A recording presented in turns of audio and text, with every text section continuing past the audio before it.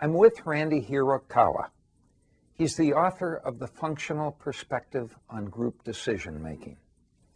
Randy, what's the function of the functional perspective? What's it trying to accomplish? Simply, the theory is designed to explain why groups make good or bad decisions. The idea of the theory is to account for what is a relatively deceptively simple question, and that is, why do some groups make better decisions than others? And the answer is? And the answer is that there are four essential functions that decision-making groups have to perform well in order to make a good decision. Those four functions are the ability to analyze the problem, the ability to identify appropriate criteria for making a decision, the ability to develop alternative choices from which to choose from, and the ability to evaluate the positive and negative aspects of alternative choices prior to making a decision. Is the order important? Order is not important. In fact, we've found that groups have quite a bit of idiosyncrasy. What is important is that those functions ultimately get performed well in order to arrive at a high-quality decision. Is there one of those functions that's particularly crucial? Oh, yeah, absolutely. I think research has clearly demonstrated that of those four functions, a group's ability to evaluate the positive and negative aspects of alternative choices is the single most important function that a group needs to perform well in order to make a good decision. The theory is still being developed. Do you think you might find a fifth function? You know, I think that that's possible.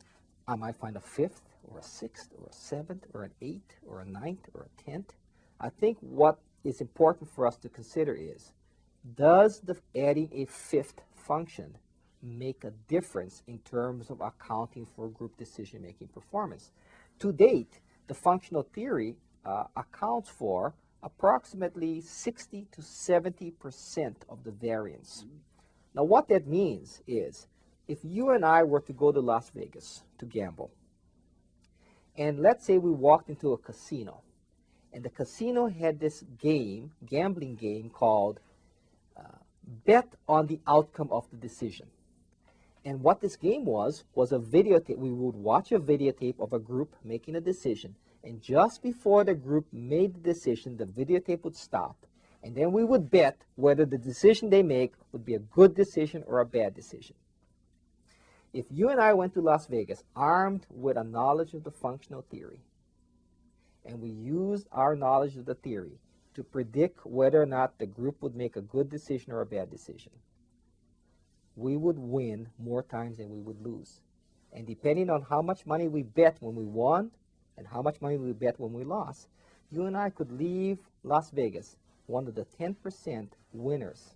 70% of the time, we would be correct, and 30% of the time, we would be wrong. But it does raise a question, Randy. How do you know when a decision is good? I think goodness or badness is really a subjective judgment. And I personally believe that goodness or badness should be determined by the people who are impacted by the decision. If your university makes a decision about raising tuition, and we would ask the question, is that a good decision or a bad decision? The people who are in the best position of rendering their judgment would be the students impacted by that tuition raise. Well, maybe I'm just creating a small problem, but I know there's a lot of times that I'm in a group, and as you know, in academia, you're in groups a lot. And quite frankly, I'm bored out of my gourd. I often, I must confess, maybe for entertainment purposes, we'll make a quip or a pun, something like this to lighten the atmosphere. According to symbolic convergence theory, gee, I may be starting a fantasy chain and doing good things. But it sounds like, according to your functional perspective, I'm hindering the group. Should I cut that out? That's not necessarily the case, Em. I mean, jokes very often are highly functional in getting a group to recognize an appropriate goal. It may be highly functional in getting a group to recognize what the pros and cons are of a different alternative. I'm not sure my purpose is that noble. It may not be. It may not be but that's one of the great intriguing aspects of group communication. That is, how you intend your message to function may not at all function in the way that you intended. There's an irony there, but it is a reality.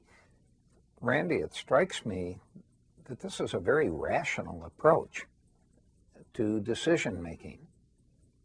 You aren't talking about attraction or cohesiveness or conflict or credibility or deviance, all the social emotional factors that Bales and many other researchers have said are so important. How come? Well, admittedly, it is a rational approach, but it is a rational approach that recognizes that social factors, such as those that you have mentioned, do impact upon a group's ability to perform those essential functions.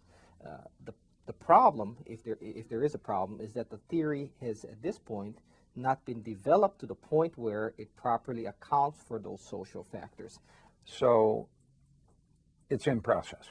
It is in process. One of the ways of thinking about this, Sam, is that we know that a group's ability to perform essential functions depends on their ability to work well together. So if a group is characterized by conflict history, where 2 or 3 members have over time not got along with each other, it stands to reason that before they can address functions like analyzing the problem or evaluating alternative choices, they have to work out their interpersonal differences. And until they can do that, those functions will remain largely unperformed, and what we would expect that group to do is not be able to make good decisions.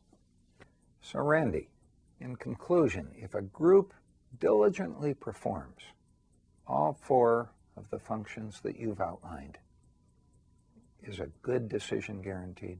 No, it's never guaranteed. In life, we always talk about probabilities, M. The likelihood is that if those 4 functions are performed, the group is likely to make a good decision.